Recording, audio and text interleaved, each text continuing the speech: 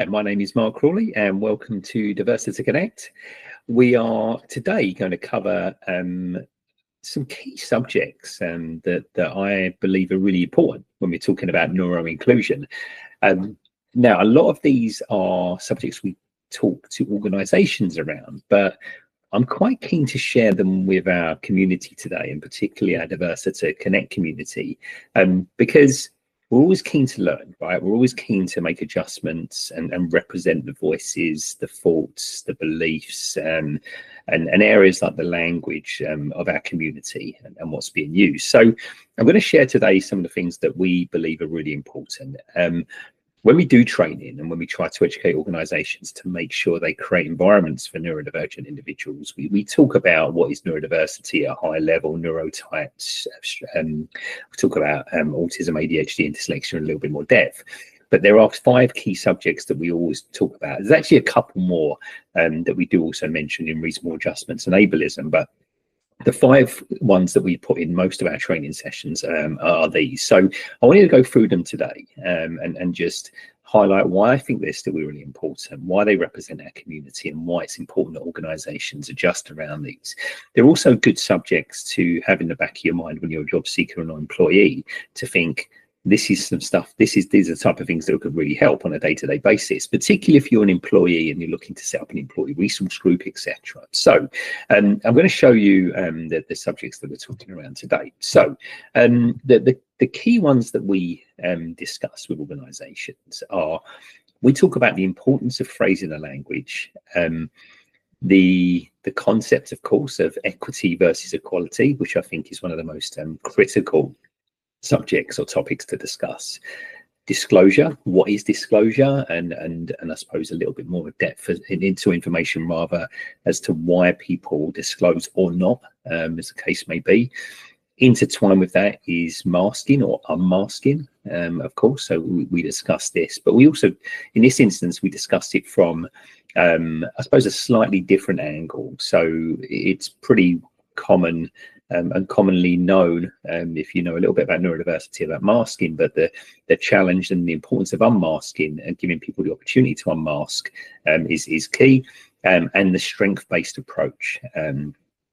We combine this with another couple of messages around misconceptions around autism, the biggest one being high functioning and low functioning. So these are the type of things that we're covering, but I'm just going to show you them a little bit more in depth, because of course we're happy for feedback, but also it'll be good, hopefully, if you're an advocate or you're looking to try and change things internally, to have these at the forefront of your mind. So phrasing the language. So what some of the areas that I find quite interesting about phrasing the language is the fact that it's constantly evolving.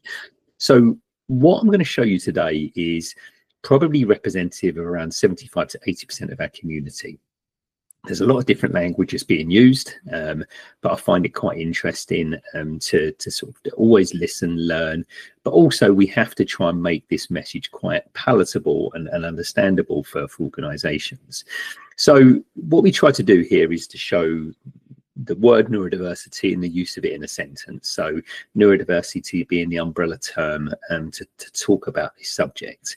I am interested in neurodiversity is hopefully a good sentence example there. Neurodivergent is obviously slightly different. It's where a lot of time we're talking about an individual. So Charlie is neurodivergent, I am neurodivergent, etc. It's when you're talking about an individual circumstance.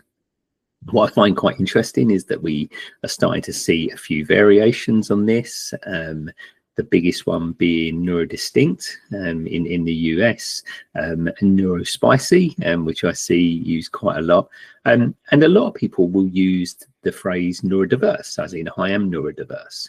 So neurodiverse is, for most of our community, probably a little bit more aligned with a collective or a group, right? But even the use of neurodiverse is sometimes there's some slight different opinions on the way that word should be used, and there's almost 3 different ways, right? So we have neurodiverse in the way that we use it at Diversity, where we talk about individuals that are neurodivergent in a collective. So we're looking for to bringing more neurodiverse individuals into the workplace, neurodiverse people into the workplace. We want a more neurodiverse leadership team, etc. However, neurodiverse for a lot of neurodiversity advocates means everybody, right? Everybody is neurodiverse. It's just you're not neurodivergent, right? So again, that's used in that sense. But then there's a lot of individuals that are neurodivergent that will use the term neurodiverse to say, I am neurodiverse, for example, my son. So neurodiverse is one of those that is used in a variety of different ways. But again, when we look at how it's used most commonly, it tends to be when you're talking about a collective and a collective of neurodivergent individuals. So phrasing and language in this instance, there's some different opinions, but of course we always try and make sure that we make this understandable for companies, understandable for people who are quite new to the subject, but also represent that community. What I suppose is equally as important, if not more so, is the concept of identity first language and person first language. So again, what we see most commonly used by a community is identity first language. And this really resonates and aligns with neurodiversity being a natural variation in the way the brain thinks and the way the brain takes in information and the way you process information. So this different way of thinking and this taking information in a slightly different way should be seen as not something that's broken and fundamentally part of who you are. And that aligns really well with a phrase like, I am autistic, rather than I have autism or I struggle with autism. My dyslexic son Billy, as opposed to my son Billy, who is dyslexic. So it's very much an identity, right? And that's really important here, really important. However, a lot of people still use person first language to say, I have autism or I have ADHD. Obviously, grammatically, with ADHD, it seems to work a little bit better rather than saying I'm ADHD.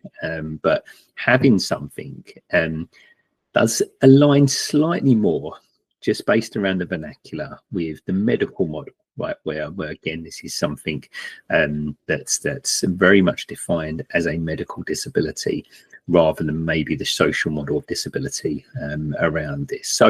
So again, we're very, very respectful of all language here, but talking honestly, 75 to 80% of our community is probably using identity first language here. So again, this subject is very important for companies, because what we say to them, and what we would say to any of our community, is really respect individual preferences around this, but don't feel you need to know everything, right? It's going to be sometimes a conversation. It's going to be sometimes someone saying, look, I prefer to use this language if that's okay. But most of the time, it tends to be quite an open, flexible conversation around this. But identity first language is definitely, I suppose, the more utilized, I would say, in our community, particularly in the UK.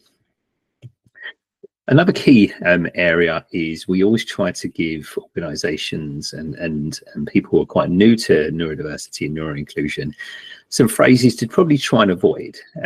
But what we always do is give the caveat that these are phrases that normally come from quite a good place, as in we're trying to be empathetic, someone's trying to make someone feel a little bit more included, etc. And what it does, it ends up probably diminishing someone's I suppose, journey as a neurodivergent individual. So phrases like, you're amazing considering what you have, and you wouldn't know you have ADHD and you'll grow out of it, they're quite ableist, so quite patronizing and quite diminishing. And I would suggest, and I don't want to speak for all of our community, but the first time you hear this, it's not too bad. The second, third, fourth, fifth time, it starts to wear down. And then if you go university and then you've got a job and you're doing very well in your life and you're still hearing these type of phrases, that can be a little bit demoralizing. So again, we encourage people not to use phrases like this.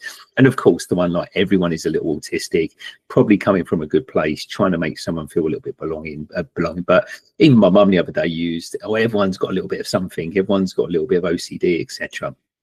And of course, look, someone may have a day where this happens, someone may have a couple of times a week where this happens, But what we're talking about here is something where it's fundamentally part of who you are, and every single day and every single hour is you are having to navigate this, and in sometimes a positive way, but obviously sometimes in a challenging way. So it's really important to try and use these type of phrases. So we always say to organizations the importance of phrasing and language, but love to hear your feedback on any of these, and of course on the notes on the webinar afterwards. Okay. Another area we talk about is the importance of equity versus equality. Wow.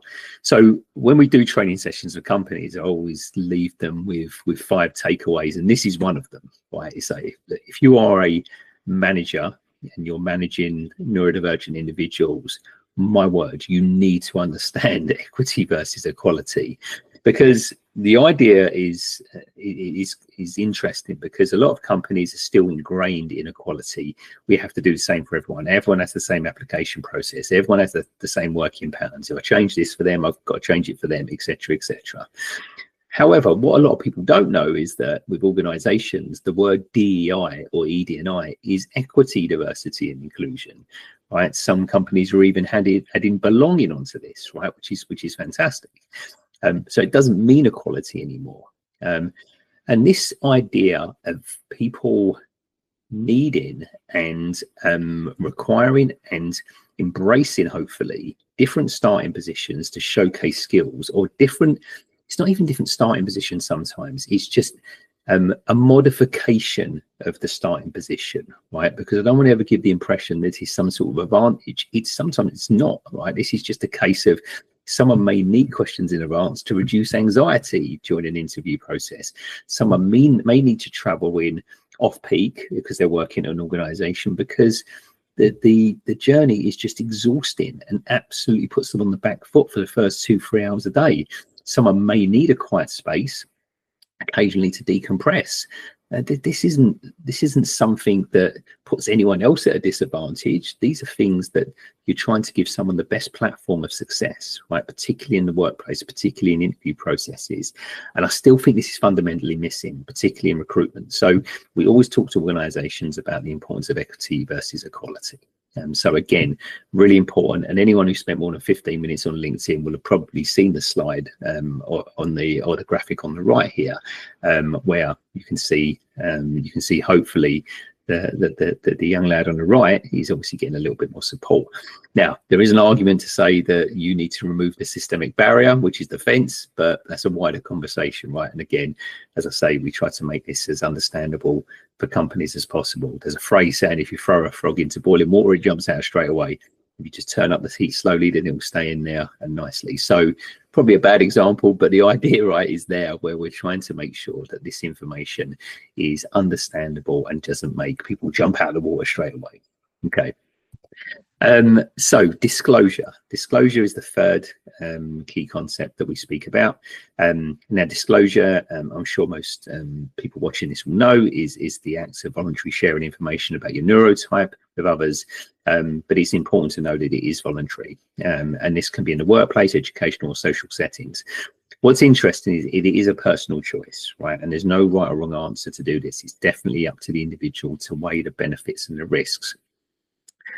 But what is important to know is that there are benefits, and obviously we've got a separate webinar on disclosure, particularly disclosing to your manager at work, because there are some really good benefits here. If you can disclose at work, suddenly receive accommodations or adjustments or enablements to be able to give you the platform to showcase your skills and have a better experience at work, then that's a great thing, particularly if you've got an understanding manager. And if that in turn helps you perform better, which means you get career progression, career satisfaction, etc., etc., wow, what an experience.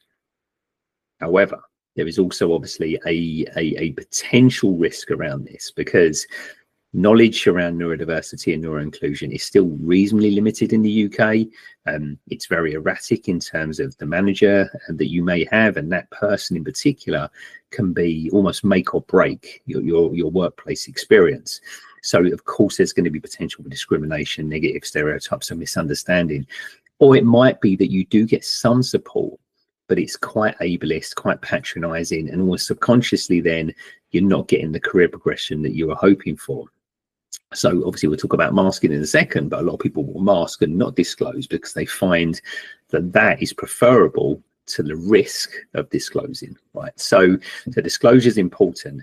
And the key message to companies when we talk to them is to create environments where people will feel safe to disclose, right? And what you hopefully see then is that if one or two individuals receive a really positive experience and other neurodivergent employees see this, then you'd like to think that they're more likely to disclose. So it's a relatively straightforward message, but one that has enormous potential benefits for companies and of course for the individuals most importantly. Okay. One of the other subjects is masking or unmasking. So masking is, just in case anyone's unsure, is when you're concealing your neurotype quite deliberately on a day-to-day basis, because of course you don't want to disclose, you don't want to answer questions, and you don't want to bring any unnecessary attention to yourself. What we talk about is with companies a lot though at the moment is getting employees to feel safe to unmask. No one unmasks totally, right? Neurotypical individuals, etc. No one brings their full self to work. Very, very unlikely. But so feeling safe to unmask to a larger part of it, bring a larger part of yourself to work. It's really important to the neurodivergent community. And of course, it can, if you unmask, it can feel you have more of a sense of belonging at work. If you feel comfortable to do so, it can reduce your stress and burnout. You can be more productive and you can showcase your skills. So everything entwined with having a really positive disclosure experience, it then gives you the opportunity to then unmask and bring a bigger part of yourself to work. Now, this is almost like a day by day, I suppose, judgment call from the individual to think how much you want to unmask. But I would suggest if you have a situation where you feel like you want to unmask a little bit more than you were the day before, right? You want to show some of your traits, you want to stim a little bit more, you want to use a sort of a fidget tangle or something like that to try and make sure that you have a less anxious time at work, or you want to utilize quiet spaces without questions and those sort of things. Suddenly you're unmasking and suddenly, hopefully, you'll have a more positive experience. Now, I did talk to someone recently that said the stress of unmasking was almost as much as when they were masking, right? Because they'd learned to mask their whole life. Now the journey to unmasking was incredibly interesting, and he was really struggling with it. So yeah, we talk about the positives around this, but there is a challenging period, and if organizations can help people navigate that period by not trying to draw too much unnecessary attention, or they want to make sure they're supportive as possible, then you can get people to unmask in a way that they feel comfortable with. So unmasking is really important. Okay. And the last subject that we talk about when we talk to organizations about trying to be as focused on certain areas as possible is the strength-based approach. So I think I did a webinar, one of the previous ones, a couple of webinars ago, where we talked about recruitment areas need to change. And one of the documents I shared was a recruitment guide for managers at a big organization before they interviewed an autistic individual or an ADHD individual or dyslexic individual, etc. They receive a guide, like a one-page guide, which was almost like a crib sheet or a summary of this organization's definition of autism. And what stood out for me was everything was negative. This person may struggle with sensory overload. This person may struggle with idiom and nuance, self-promotion, yada, yada, yada, all the same stuff. But there was nothing in there about strengths. And in our sessions as a whole with organizations, we always talk about strengths, but not in an unconditional way, because it's important not to do that. Right? It really is. It's important to have a balance around these type of things. And hopefully what we see now in these less linear ways of measuring strengths is organizations can start looking at this through a strength-based lens or a strength-based approach, where they can really focus on the strengths. And when you look at the challenges, it's about trying to give people accommodations, adjustments, enablements, etc., to make sure that people don't struggle with those on a day-to-day basis, or struggle with them less, that they can showcase these strengths. So this strength-based approach and looking at neuro-inclusion, neurodiversity through a strength-based lens first is critical to the success of neurodivergent individuals going forward. So I'd love to get people's opinions on this, because there's always a balance here where we don't want to be going in, and we're really conscious of it at Diversita as well, particularly when we're doing training for companies, in trying to make the message too positive, or you've got to get these neurodivergent individuals in because they're going to triple your productivity and they're going to find some data blockage that you had, and that's going to save you 10 trillion pounds and all of this other stuff, right? We don't do that. We don't do that. We try to have a balance. The problem is the balance is too far the other way with a lot of organizations. It's seen as a problem to be solved, right? And not in a good way, right? Not to try and give people a platform to succeed. It's almost a case of we're going to give someone a platform to survive, right? And that's not what we're trying to do here. That's not what we're trying to do. We're trying to move away from that. So it's really important that we show people some of the strengths. We talk about strengths quite a bit, but we also talk about accommodations, adjustments, and enablement. So it's really important. Okay, good. So I think this is one of these areas I think that is fastly is developing all the time. And the more managers that see neurodivergent individuals through a strength-based lens, it can be important. Okay, no worries. We'll move on to the summary now. So we'll always have a post about this session in questions. We're creating a new section on Diversita Connect that's under development at the moment for the webinar collections. So at the moment, the way you access webinars is, to be honest, is quite clinical, right? And so we're playing around with a platform, and so we're going to have a new way of doing this. So going forward, these posts won't be in the questions, they'll be in the webinar collections, and you can comment below the post, a bit like you do on YouTube and LinkedIn, etc. We'd love to hear about any concepts, topics that we've missed, or ones that you'd like us to cover a little bit more in the future. And of course, love to hear your feedback. You can always use direct messaging service to speak to us, and we'd love to hear your opinions on these subjects, of course. But thank you so much for watching today. You can hopefully see that these subjects are ones that we're very, very passionate around, but they're works in progress. They really are, and we're always conscious of that, to not be too dictatorial about the language, to say, look, this is what we see, this is what we hear utilized, and this is what individuals within our community are gravitating towards. But it needs to be we need to make sure that we're very, very conscious of the fact it's evolving as well, and all of these concepts are evolving. So again, thank you very much for watching for today, and we look forward to seeing you on the next webinar. Thank you. Thank you for watching.